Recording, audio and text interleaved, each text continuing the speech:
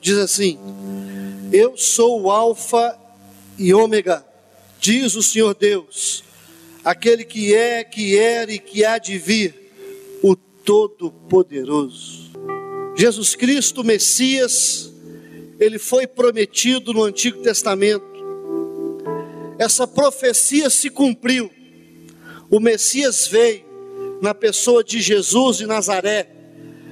Jesus é o Messias. Jesus é o Verbo encarnado. Ele veio, ele viveu, ele ensinou, ele deu exemplo, ele entregou a sua vida, ele ressuscitou dos mortos e ele prometeu voltar. Então nós observamos aqui, irmãos, que a promessa foi cumprida. O Senhor já veio, o Senhor já viveu entre nós, ele entregou a sua vida, ele ressuscitou e ele prometeu voltar. O livro do Apocalipse é o livro da vitória, é o livro da esperança, é o livro do encorajamento, escrito pelo apóstolo João. João, ele começou a seguir Jesus com 25 anos de idade, entregou a sua vida a Deus, foi pastor em Éfeso. A palavra do Senhor diz que ele foi preso por causa do Evangelho, foi exilado na ilha de Patmos, e naquela ilha havia serpentes para matar os profetas, os homens de Deus. Uma ilha solitária. E a palavra de Deus ali nos informa que naquele contexto de prisão, de exílio, de morte, o Senhor Jesus apareceu para João e entregou para ele a palavra do Apocalipse. O Apocalipse é o livro da igreja, é o livro da esperança, é o livro da alegria, da vitória, a vitória da igreja e dos seus eleitos. E nesse texto, capítulo 1, versículo 8, Jesus disse: eu sou o Deus Todo-Poderoso, eu sou o Alfa, eu sou o Ômega, eu sou o princípio e o fim. E ele diz assim: eu sou aquele que é, aquele que era, aquele que há de vir. A palavra do Senhor nos ensina, meus amados, que eis que vem com as nuvens, e todo olho verá, até quantos traspassaram. Jesus voltará. Essa é a palavra de Deus. Ele vem, eis que venho sem demora. E nesta noite eu quero falar sobre as marcas da volta de Jesus. Agora, quanto à volta de Jesus, existem 3 atitudes. Quando nós falamos a respeito da volta de Jesus, nós temos as atitudes dos laodicenses.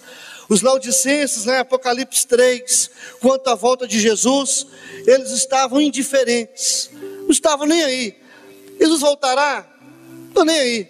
Na verdade, eu quero viver na terra, eu gosto da terra, eu não quero o reino de Deus, eu não quero a volta de Cristo. Na verdade, eu nem creio na volta de Jesus. Isso é uma atitude dos laodicenses. São pessoas mornas, indiferentes, pessoas enganadas, pessoas que a palavra do Senhor diz assim: pois dizes, estou rico, abastado, e não preciso de coisa alguma, e nem sabes que tu és infeliz, miserável, pobre, cego e nu. Apocalipse 3, 17. E a palavra de Deus para essa igreja: arrepende-te. Arrependimento.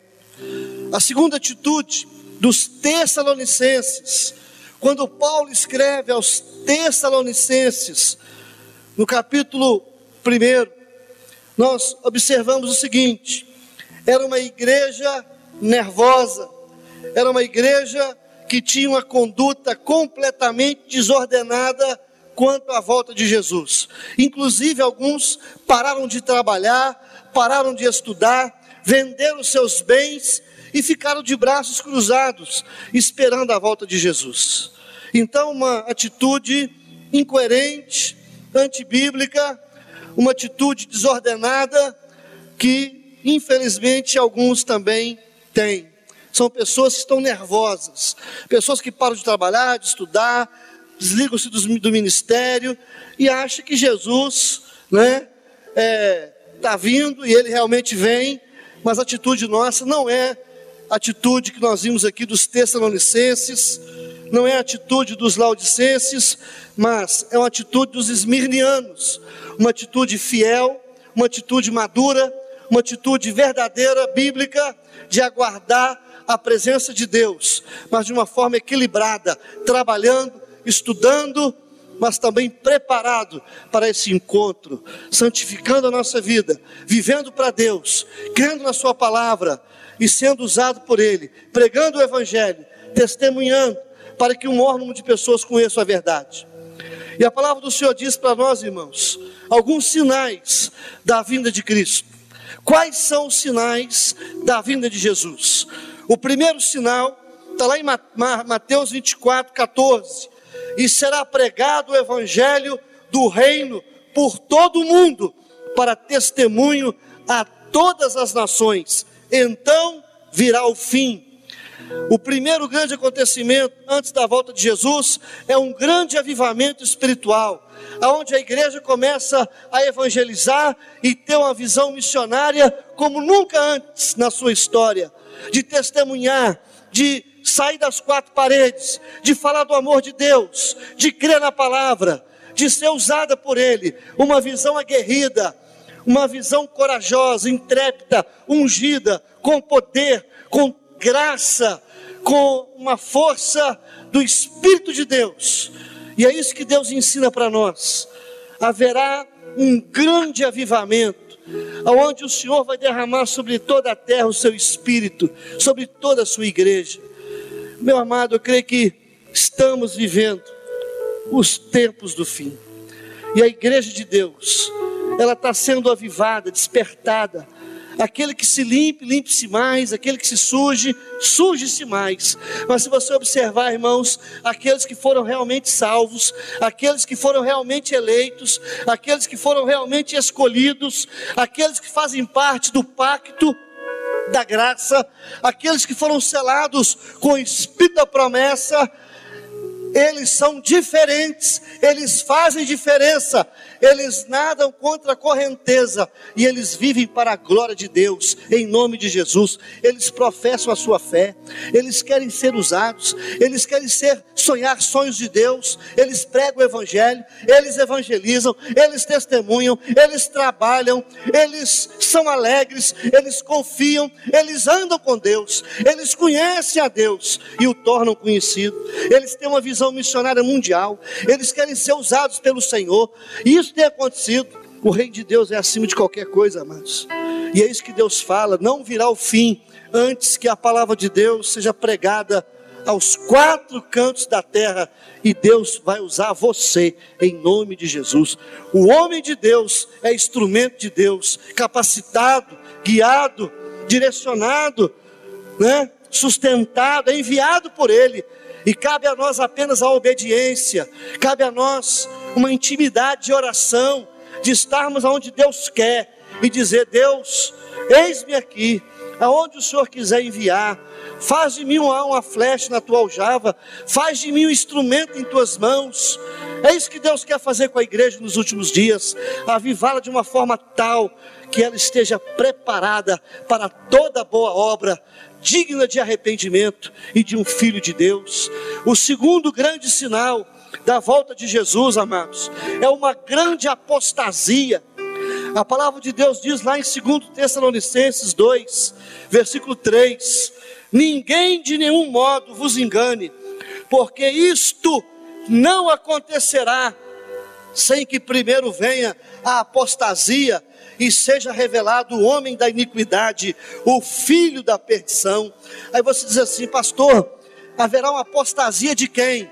Apostasia do joio, apostasia dos falsos, apostasia dos indiferentes, das pessoas que têm um cristianismo formal, cheio de ritual, mas que nunca nasceram de novo. Na verdade, eles nunca pertenceram a Deus, foram plantados por Satanás para prejudicar a igreja, para perseguir a igreja, para dar mau testemunho, para prejudicar aqueles que pertencem a Deus de verdade, para trazer desencorajamento. São esses que vão se apostatar, porque a igreja de verdade, lavada pelo sangue do Cordeiro, elas jamais vão se apostatar da fé, porque Jesus marca o seu povo com a semente da eternidade, o poder do Espírito Santo. O Espírito Santo veio para ficar para sempre conosco. O Espírito Santo ninguém pode tirar, foi Deus que nos selou, e quando Deus sela, Deus garante. Quando Deus sela, é porque Ele pagou um preço por você.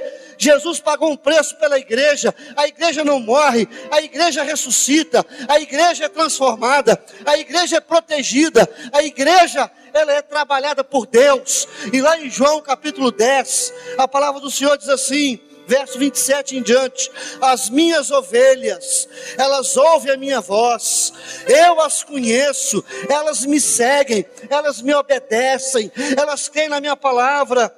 Eu lhes dou vida eterna é para sempre. Jesus é aquele, quando salva, Ele salva para a eternidade. Nem Satanás, nem o inferno inteiro pode apagar o que Deus fez. A apostasia é da igreja falsa, é do falso pastor, é da meretriz, é da igreja enganadora, da igreja falsa, da igreja que é completamente fora da bênção. Meus amados, olha só o que Deus diz: eu dou a vida eterna, jamais perecerão, ninguém arrebatará da minha mão. Aquilo que meu Pai me deu é maior do que tudo, e da mão do Pai ninguém pode arrebatar. Em nome de Jesus. Apostasia, irmãos. O que Deus está dizendo para nós é que na volta de Jesus, na segunda vinda de Cristo, há um grande avivamento da igreja e uma morte da igreja falsa. É um funil. Aqueles que são de Deus, eles vão mesmo. Nada pode nos separar do amor de Deus que está em Cristo Jesus. Eu sei estar contente em toda e qualquer situação. Eu sei ser humilhado, honrado, ter escassez ou prosperidade. Eu posso tudo naquele que me fortalece. Meus amados, você foi marcado para a eternidade. A igreja de Jesus vai avivar. A igreja de Jesus não vai se apostatar, mas o joio pega fogo, o joio vai se extinguir, ele vai ser envergonhado, ele vai ser completamente destruído, porque não vai aguentar a pressão dos últimos dias. É isso que a palavra de Deus diz. Aquele que se limpe, limpe-se mais. Aquele que se suje, suje-se mais. Haverá um grande avivamento da igreja, uma grande apostasia da falsa igreja, que caminha junto com a igreja verdadeira. É o joio que parece muito com trigo, que parece que tudo é igual, mas a igreja de Deus é uma igreja que ama Jesus, que lava suas vestes no sangue do Cordeiro, que obedece, que tem temor de Deus, que santifica a vida, que tem paixão no coração pelo Senhor, que ama a Deus, que é grato a Deus, que serve a Deus por amor. A motivação é pura. A igreja de Deus, ela é diferente e ela nunca morre. O Senhor lhe dá a vida eterna, o Senhor compra com sangue, e ninguém pode arrebatar da mão do Pai, porque Ele é mais forte. Jamais perecerão. É Deus que nos dá a vida eterna. Vida eterna ninguém conquista, é um presente de Deus, é graça. Não vem por obras para que ninguém se glorie. Meus amados, temos que permanecer firme. O Senhor Jesus vem, o avivamento vem, a morte da igreja falsa vem. Louvado seja o nome do Senhor. Os mentirosos, os ímpios, os perversos, eles não permanecerão na casa do Senhor. Eles não aguentam pressão, não aguentam a tempestade, não aguentam não, irmãos. São indiferentes, são ritualistas, são religiosos. A motivação de estar na igreja não é Jesus, é pessoal, é política, é todo interesse, menos a Cristo.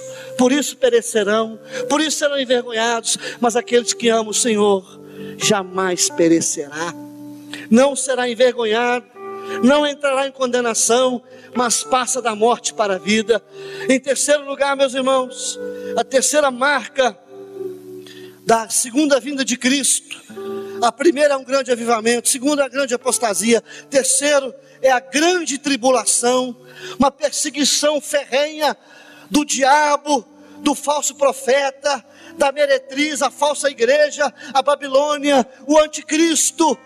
Eles vão se unir, perseguir a igreja, tentar matar a igreja.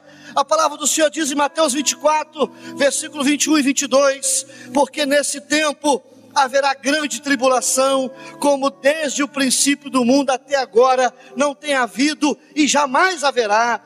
Não tivessem aqueles dias sido abreviados, ninguém seria salvo, mas por causa dos escolhidos, tais dias serão abreviados. Meus amados, Mateus 24 fala de duas coisas. Primeiro, do desastre sobre Jerusalém no ano 70 depois de Cristo. E o segundo assunto é a grande tribulação que precederá imediatamente o fim do mundo. A tribulação precede a segunda vinda de Cristo. E é isso que Deus está nos ensinando, amados.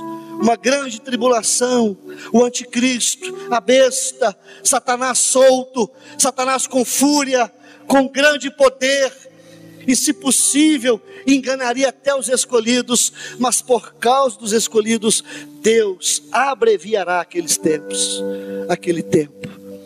Meus amados, uma grande tribulação, e é nessa grande tribulação que a apostasia acontece, a igreja falsa, a igreja política, a igreja mentirosa, a igreja perversa, a igreja ritualista, a igreja superficial, o joio. É aquele que quando vem realmente a perseguição, quer saber quem é quem, nessa hora é que ele sai fora, não aguenta. Mas o povo de Deus ama Jesus pelo que é e não pelo que ele faz. Não está preocupado com a bênção de Deus, ele quer o Deus da bênção, ele quer Jesus e o ama, mesmo que não seja atendido. É como está lá em Hebreus capítulo 11, homens dos tais o mundo não é digno. Pessoas foram cerradas pelo meio, pessoas foram emparedadas, foram pessoas colocadas, incendiadas, foram colocadas no meio de feras, comidos por feras, arrastados por caudas de animais selvagens. Foram pessoas perseguidas até a morte, torturadas por amor a Jesus. Mas aquele povo não negou Jesus, não negou a fé. Eles amaram Cristo na morte.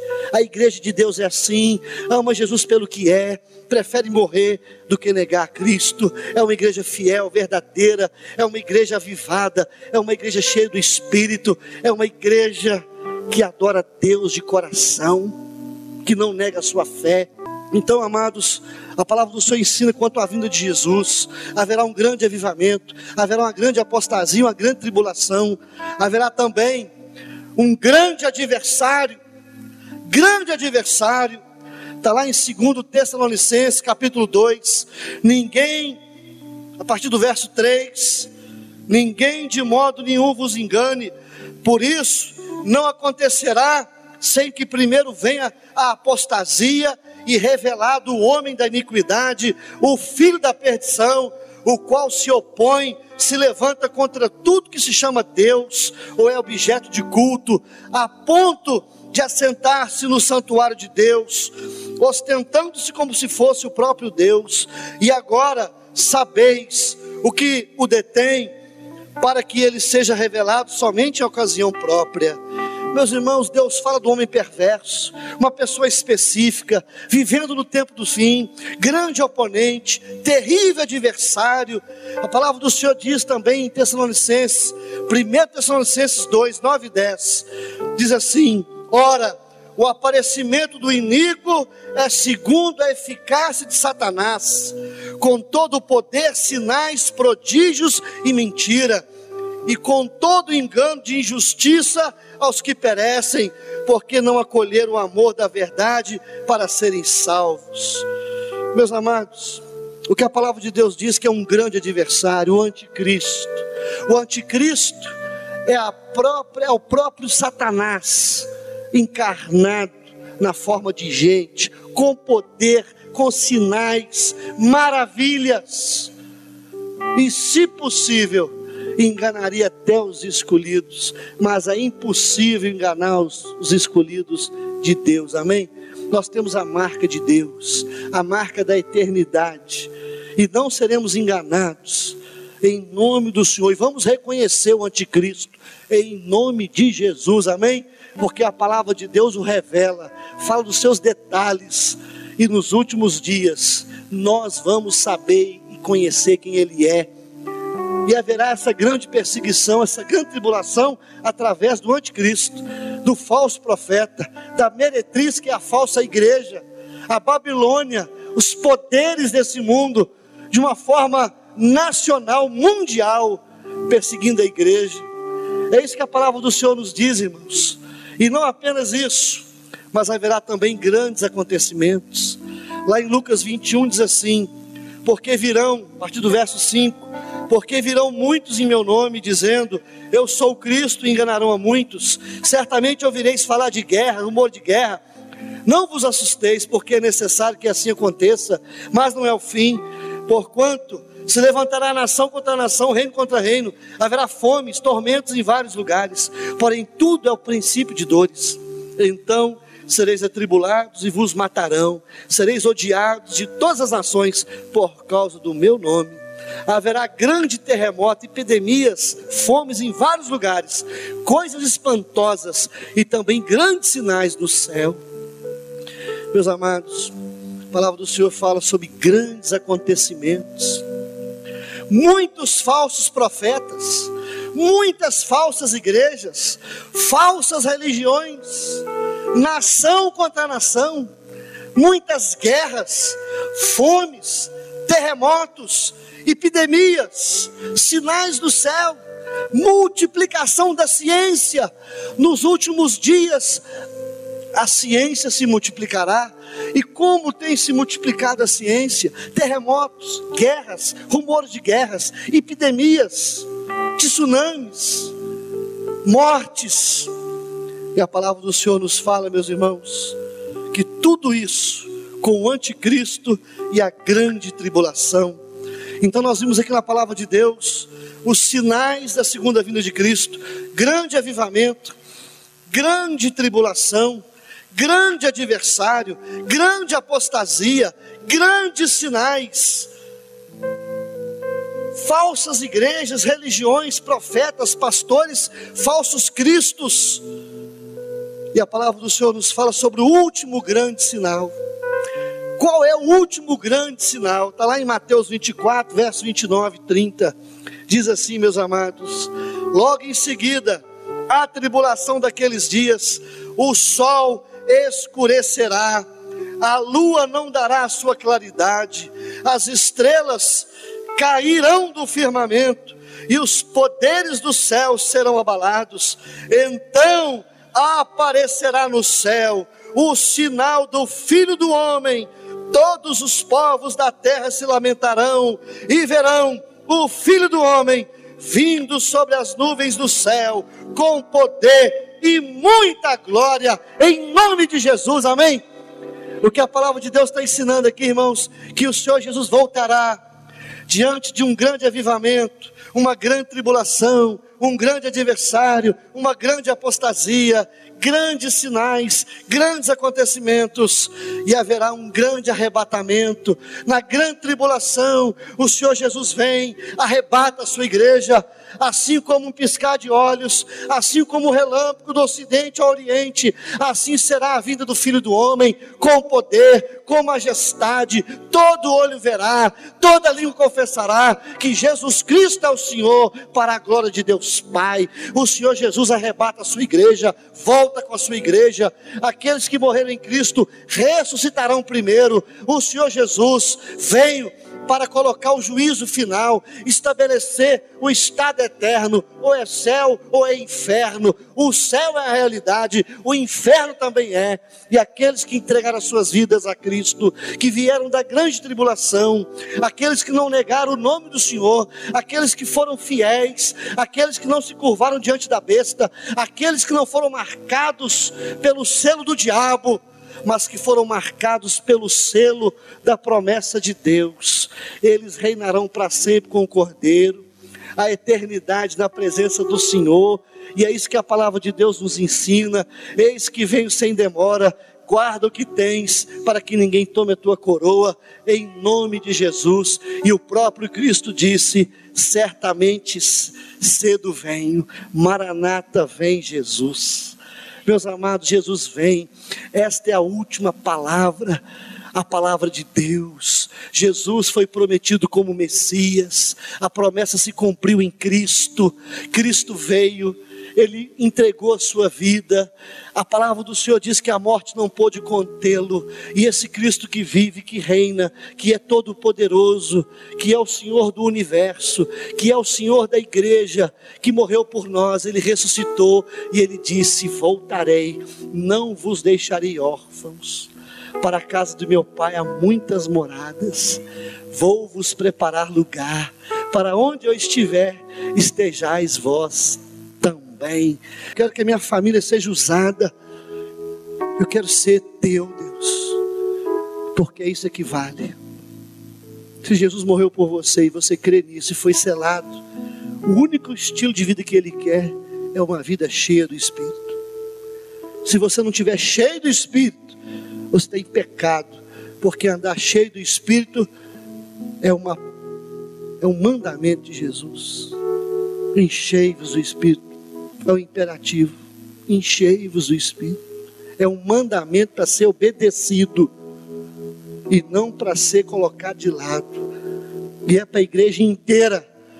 Essa palavra de Deus, enchei-vos do Espírito, não é para o pastor, não é para o presbítero apenas, é para a igreja do Senhor toda, lavada, remida, comprada pelo sangue do Cordeiro.